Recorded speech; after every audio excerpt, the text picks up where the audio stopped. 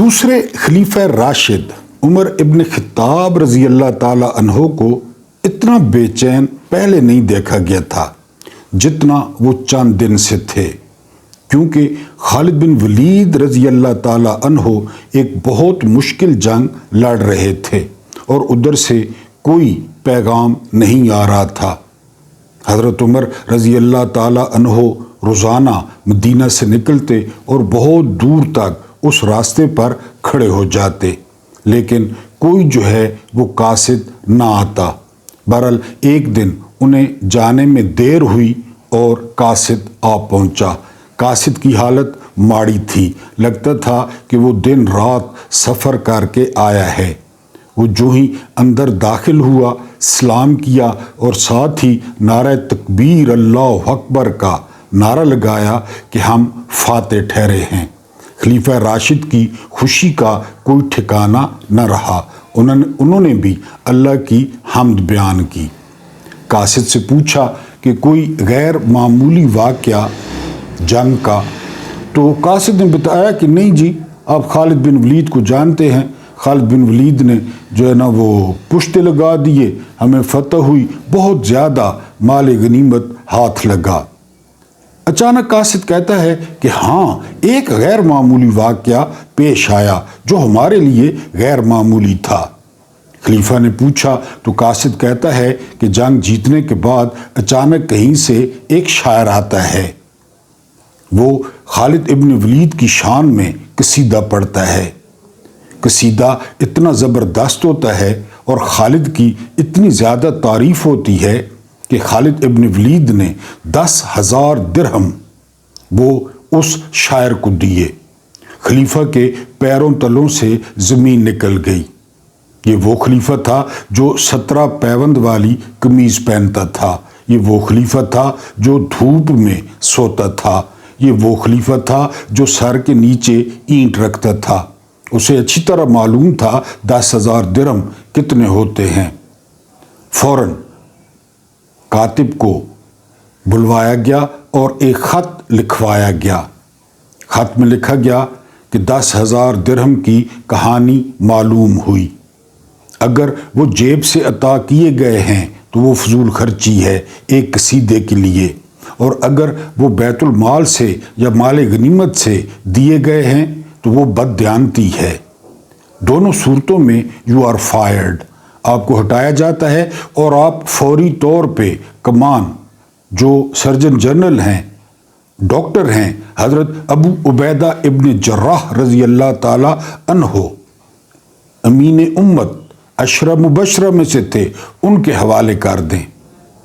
نیا قاصد منگوایا گیا اور اسے کہا کہ فوری طور پہ چوکیوں سے گھوڑا تبدیل کرے اور جا کر یہ خط خالد ابن ولید کو دے۔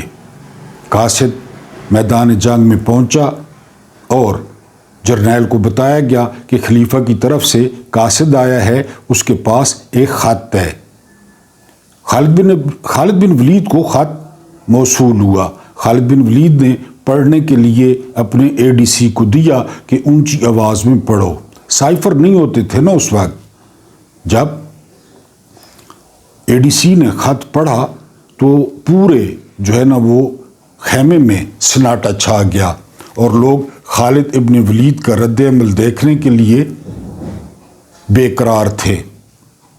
خالد ابن ولید نے اسی وقت حضرت ابو عبیدہ ابن جراح کو بلوایا اور کمان ان کے حوالے کر دی، اور ابو عبیدہ ابن جراح نے اسی وقت جرنیل بنتے ہی خالد ابن ولید کو اپنا deputy chief of the army staff بنا دیا کہ میرے 2IC، میرے جو 2 نمبر ہوں گے وہ خالد بن ولید ہوں گے۔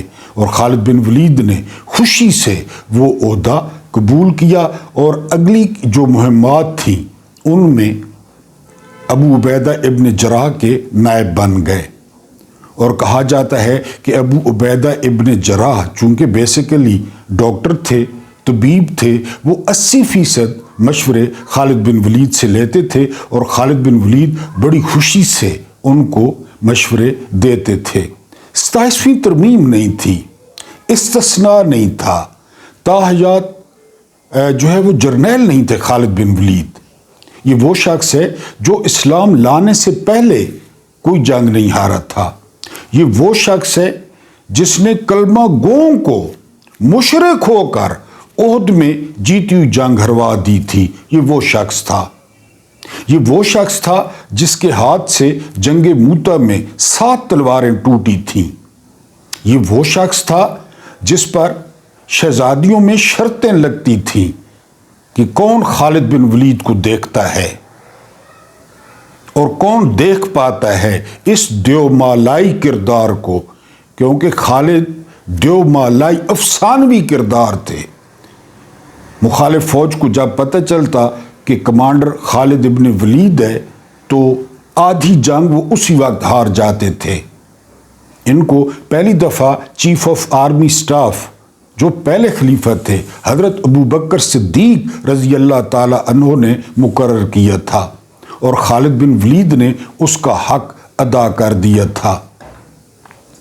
جنگ جو ہے وہ موتا میں جب جو ہے وہ شہادت ہوئی زید بن حارثہ کی تو علم اٹھایا جعفر تیار نے. جب جعفر تیار شہید ہوئے تو علم اٹھایا عبداللہ بن رواحہ نے. جب عبداللہ بن رواحہ شہید ہوئے تو علم اٹھایا خالد بن ولید نے. رسالت مآب صلی اللہ علیہ وآلہ وسلم مدینے میں سارا لشکر دیکھ کے جنگ دیکھ کے کمنٹری کر رہے تھے، جنگ پہ صحابہ کو بتا رہے تھے. جب خالد ابن ولید نے جو ہے وہ علم سنبھالا تو رسالت مآب صلی اللہ علیہ وآلہ وسلم نے صحابہ کو فرمایا کہ اللہ نے اپنی تلواروں میں سے ایک تلوار نکال لی ہے. غور کریں، اللہ نے اپنی تلواروں میں سے ایک تلوار نکال لی ہے. یہ کہا تھا خالد بن ولید کے بارے میں. کوئی ایکسٹینشن نہیں تھی، کوئی تاحیات امیونٹی نہیں تھی، استثناء نہیں تھا کہ میں ڈی چوک میں جو کچھ کروں، میں مرید کے میں جو کچھ کروں، میں کشمیر میں جو کچھ کروں، میں 9 مئی کو جو کچھ کروں، مجھے کوئی عدالت، مجھے کوئی جو ہے وہ جج وہ نہیں پوچھ سکے گا. ڈاٹ کنیکٹنگ آپ کے ذمہ ہے. بسم اللہ الرحمن الرحیم. میرا نام محمود نیادی ہے. السلام علیکم ورحمۃ اللہ وبرکاتہ. آپ لوگ جانتے ہوں گے کہ آج 10 نومبر 2025 ہے اور دن ہے سوموار کا. اپنے معزز ویورز جو مجھے مستقل سنتے ہیں ان کو پتہ ہوگا کہ میں کب سے آپ کو کہہ رہا ہوں کہ یہ جو نومبر ہے یہ بڑا ستمگر ہوگا، یہ بڑے تماشے لگیں گے. یہاں پہ لکی رانی سرکس لگے گی، یہاں پہ بابوں کے عرس لگیں گے، یہاں پہ میلے ہوں گے. اگر خرچہ کم ہوا تو جوبلی سرکس لگے گی، کیونکہ 78 سال سے ہمیں جس چیز کا سامنا ہے وہ ہے جو ہے نا وہ سرکس. میں نے آپ کو اس دن بتایا کہ جو ہے وہ AI والے وہ $15 ارب کا پروجیکٹ لگا رہے ہیں بھارت میں، اور کوئی AI کی بات کر رہا ہے، کوئی جو ہے نا وہ بات کر رہا ہے جو ہے نا گروک کی، کوئی بات کر رہا ہے ایٹمی جو ہے نا تجربات کی. اس دن ایران نے اعلان کیا ہے کہ وہ 10,000 کلومیٹر تک مار کرنے والے میزائل کا جو ہے وہ تجربہ کرے گا.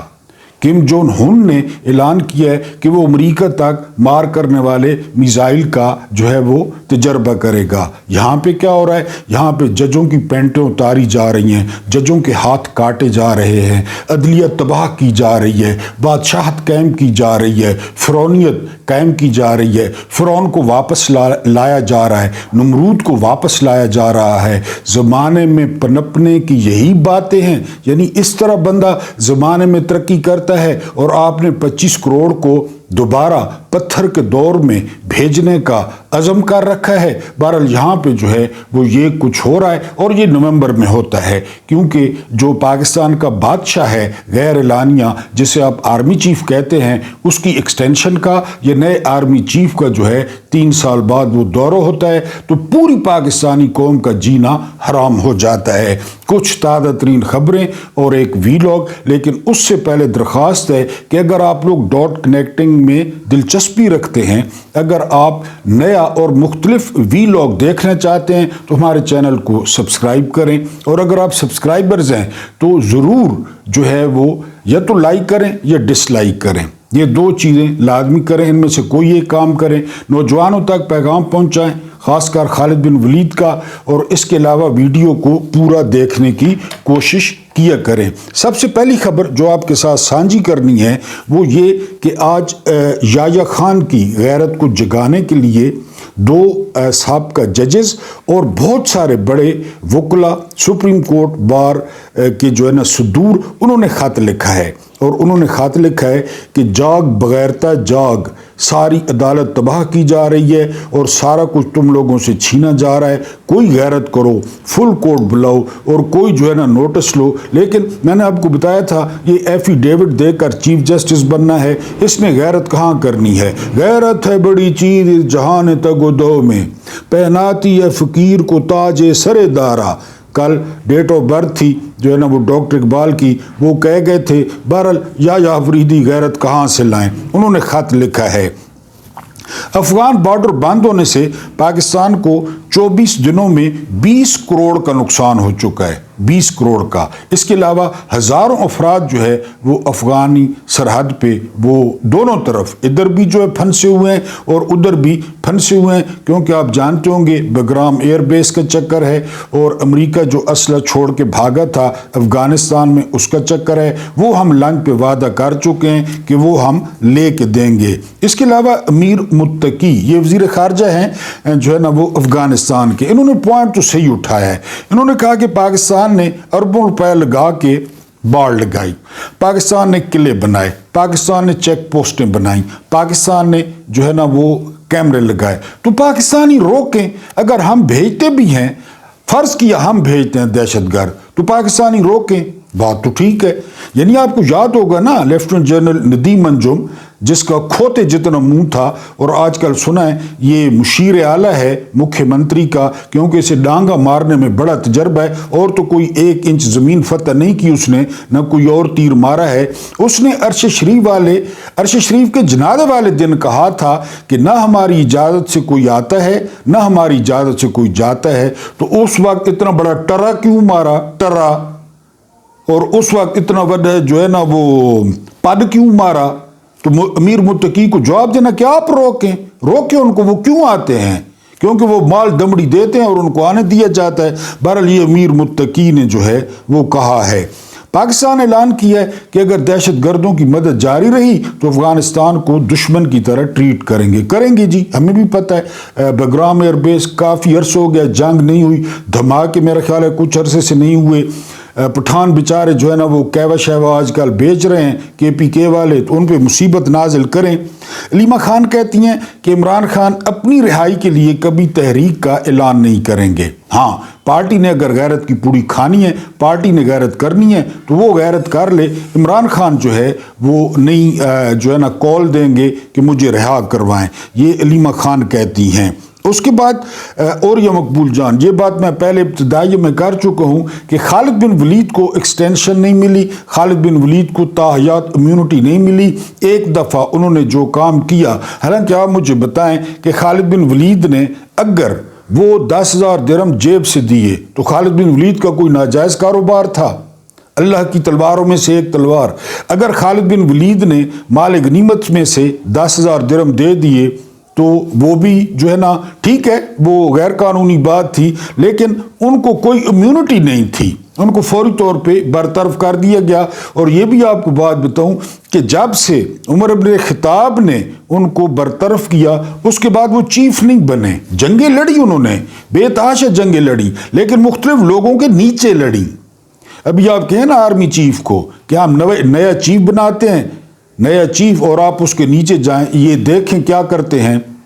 5 جرنیلوں کے نام آتے ہیں، اگر کسی جونیئر جرنیل کو چیف بنا دیا جائے، نیچے والے سارے گھر چلے جاتے ہیں۔ اتنے بڑے جرنیل آ گئے، اتنے بڑے کہ جی ہم سے جو ہے نا وہ یہ جونیئر کا جنازہ ہی نہیں پڑھتے کہ یہ 2 دن جونیئر ہے، ہم زیادہ کیوں جنازہ پڑھاؤں؟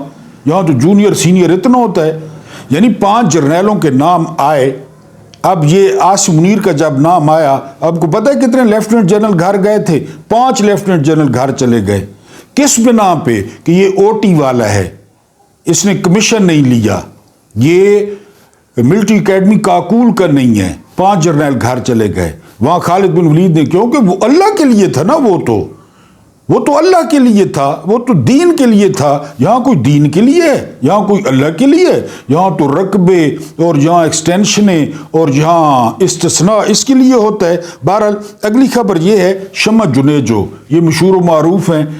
خواجہ آصف اور اسحاق ڈار نے ایک دوسرے کو ماں بہن کی گالیاں دی کہ تم لائے ہو، تمہارے کمرے کے قریب تھی جس کو یہ لے گئے تھے امریکہ. اس نے کہا ہے کہ عمران خان کا اتنا خوف ہے کہ یہ سارا کچھ عمران خان کے لیے کیا جا رہا ہے. یہ شمع جنیجو کہہ رہی ہے، میں نہیں کہہ رہا. اس کے بعد جو اگلی خبر ہے وہ یہ، طارق فضل چودھری یہ تقریباً 70,000 کی لیڈ سے اسلام آباد سے ہارا ہے. لیکن غیرت نہ ہو تو موجیں ہی موجیں. انہوں نے فرمایا ہے کہ پاکستانی گیزر اور ہیٹر جو ہے نا وہ احتیاط سے استعمال کریں، کیونکہ غیر معمولی بل آئیں گے جو ہے نا وہ سردیوں میں گیس کے.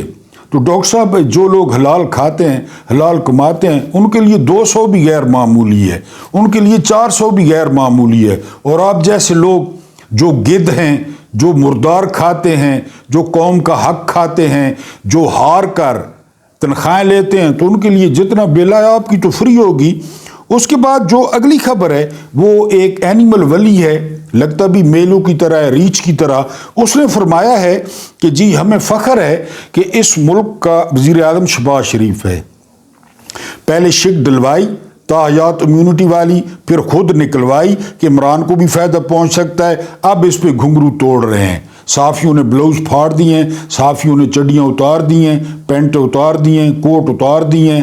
کئی جو ہے نا وہ بالکل ہی کپڑے اتار کے اپنے ڈیسکوں پہ بیٹھ گئے ہیں کہ ایسا وزیر اعظم ہونا چاہیے. خود نام ڈلوایا پھر خود نکلوایا. اور یہ نون لیگ کا جب سے یہ اس ضیاء کے نطفے سے سیاسی طور پہ انہوں نے جنم لیا ہے، اس دن سے یہ ڈرامے یہ کر رہے ہیں.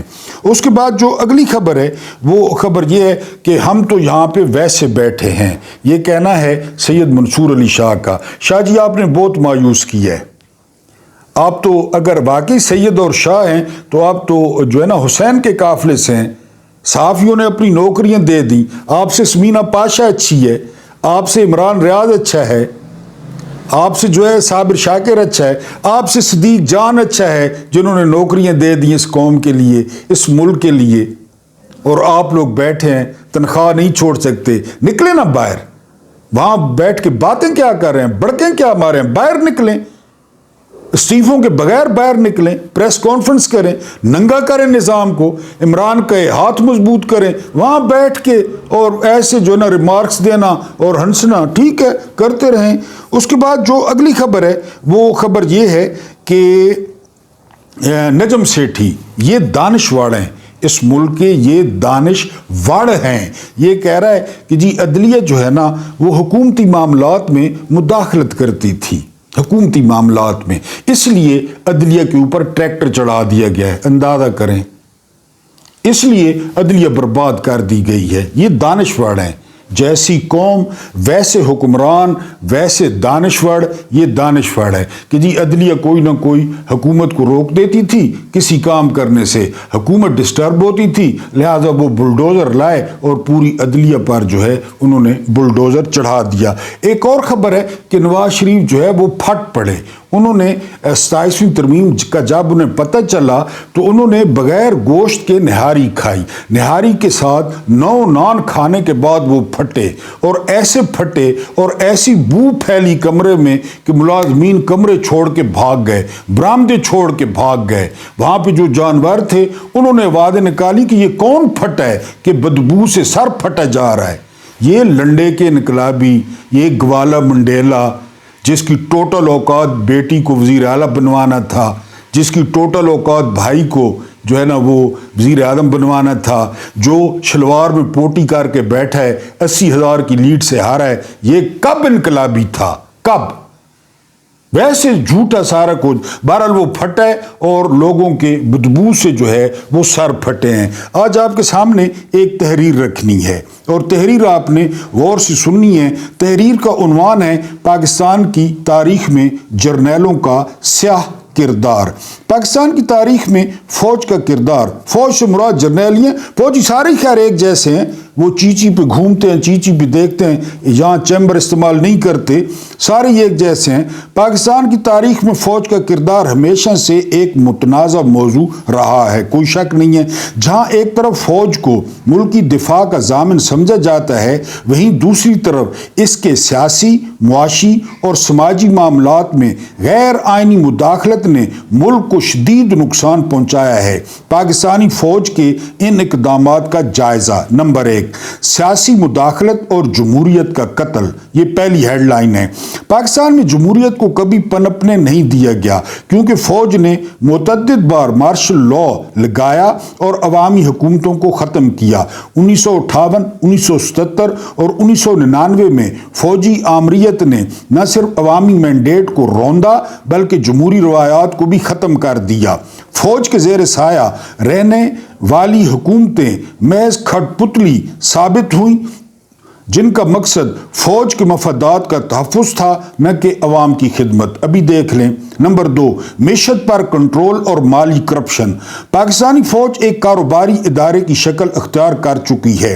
فوجی کارپوریشنز کے تحت فوجی افسران بڑے پیمانوں پر کاروباری سلطنت چلاتے ہیں، جن میں زمینوں پر قبضے، کنسٹرکشن، اس کے علاوہ بینکنگ، انڈسٹری اور دیگر منافع بخش سیکٹر شامل ہیں۔ اس مالیاتی اجارہ داری نے نجی شعبے کو نقصان پہنچایا اور معیشت میں غیر متوازن ترقی کو فروغ دیا۔ نمبر 3، عدلیہ اور میڈیا پر دباؤ۔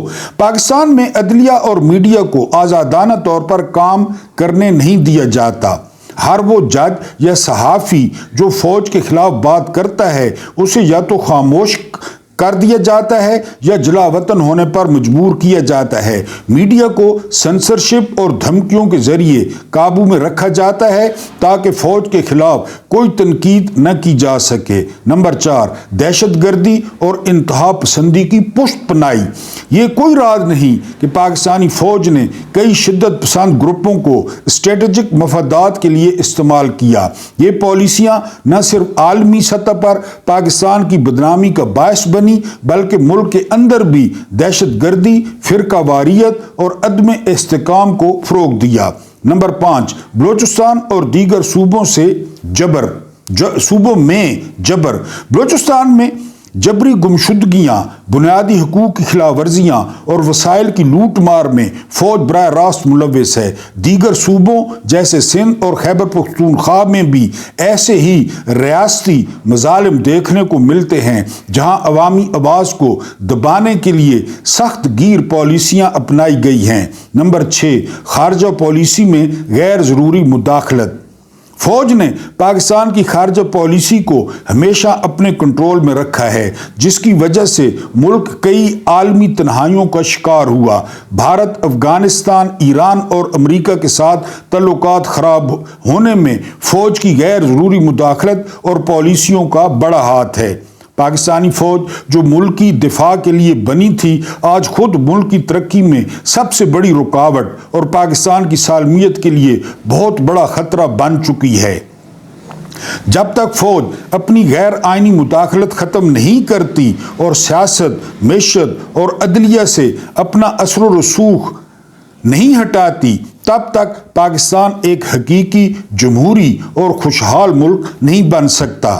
عوام کو چاہیے کہ وہ ان حقائق کو سمجھیں اور ایک مستحکم اور جمہوری پاکستان کے لیے جد و جہد کریں۔ یہ پاکستانی جرنیلوں کا پاکستانی سیاست میں وہ سیاہ کردار ہے جو آپ نے 2 بار وہ سننا ہے۔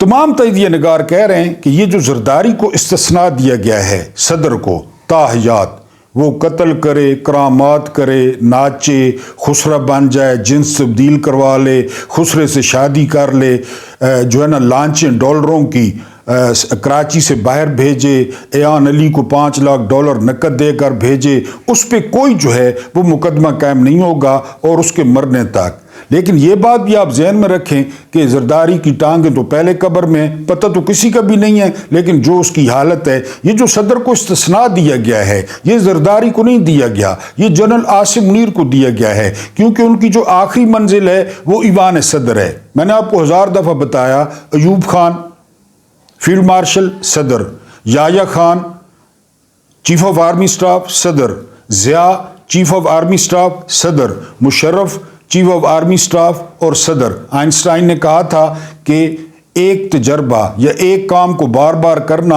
اور مختلف نتیجے کی توقع رکھنا یہ پاگل پن ہے۔ اگر ابھی بھی آپ سمجھتے ہیں کہ فیلڈ مارشل صدر نہیں بنیں گے، ابھی بھی آپ سمجھتے ہیں کہ ان کی نظر ایوان صدر پہ نہیں ہے، تو پھر آپ جو ہے وہ بھولے بادشاہ ہیں، کیونکہ آخر جو ہے وہ فیلڈ مارشل نے صدر بننا ہے۔ کیونکہ ایک تصویر آئی ہے، آپ نے دیکھا ہوگا کہ آذربائیجان اور اردلی وہ بالکل اکٹھے بیٹھے ہیں اور تقریباً 4 کلومیٹر دور جو ہے وہ عاصم منیر کو بٹھایا گیا ہے۔ ایک اور بات آپ کو بتاؤں، یہ اس کا انکشاف کیا ہے آفتاب اقبال نے۔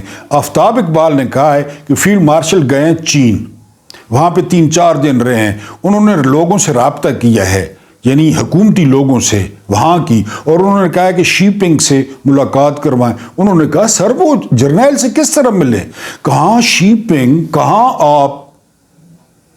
یہی کافی تھا کہ شیپنگ ایک جرنیل کو کس طرح ملے، ایک سرکاری ملازم کو کس طرح ملے۔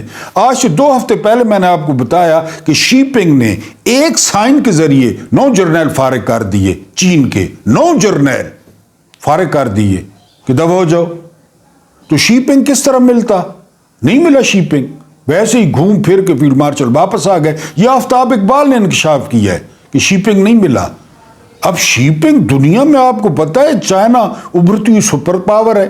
بہرحال یہ ان کی نظر ایوان صدر پہ ہے۔ یہ استثناء زرداری کے لیے نہیں ہے، یہ استثناء جو ہے وہ فیلڈ مارشل کے لیے ہے۔ پھر قومی ہیرو، ہیرو دل میں ہوتے ہیں۔ عمران خان ہیرو ہے، دلوں میں ہے نا، زبردستی تو نہیں ہے۔ ڈاکٹر اے.کے. خان ہیرو ہیں، دلوں میں ہیں، بے شک فوت ہو گئے ہوں۔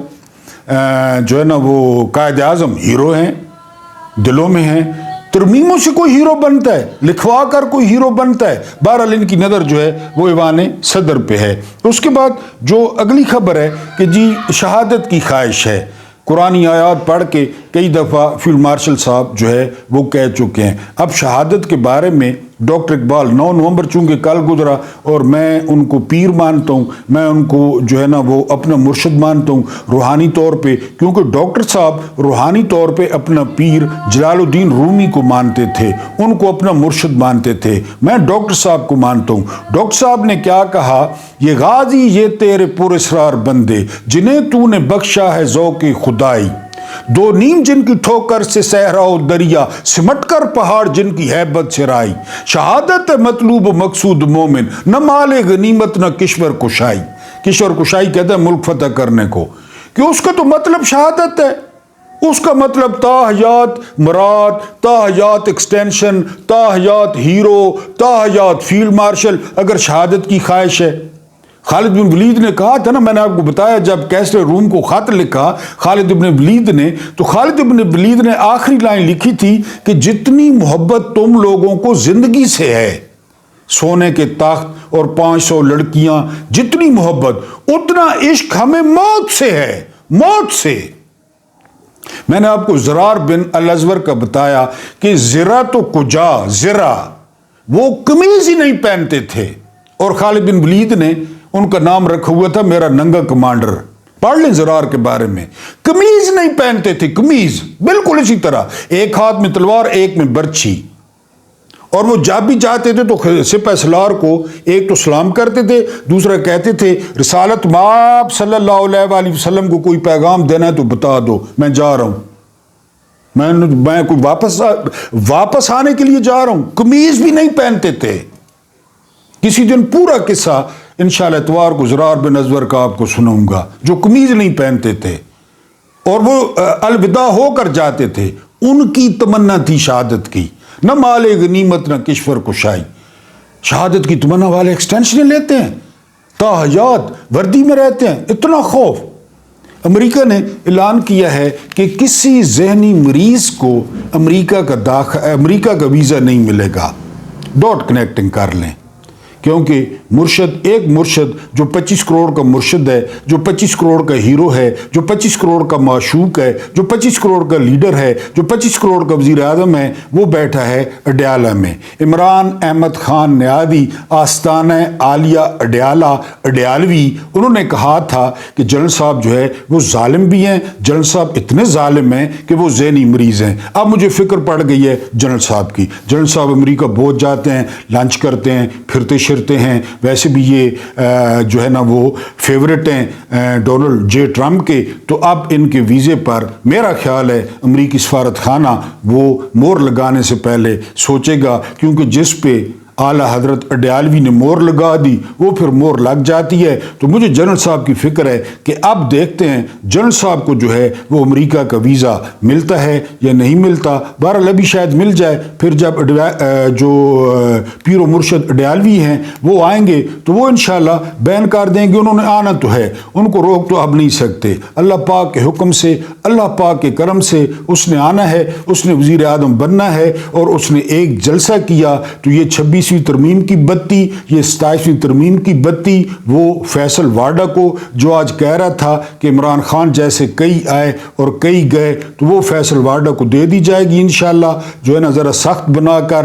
تو بہرحال مجھے اب جنرل صاحب کی فکر ہے، امریکہ نے اعلان کر دیا ہے کہ کسی ذہنی مریض کو امریکہ میں آنے کی اجازت نہیں ہے۔ اللہ پاک آپ لوگوں کو آسانیاں عطا فرمائے، آسانیاں بانٹنے کی توفیق عطا فرمائے۔ میرا رب کریم آپ کے اور میرے مرحومین کی مغفرت فرمائے، ان کے ساتھ عدل کا نہیں رحم کا اور احسان کا معاملہ فرمائے۔ مجھے برداشت کرنے کا بہت بہت شکریہ۔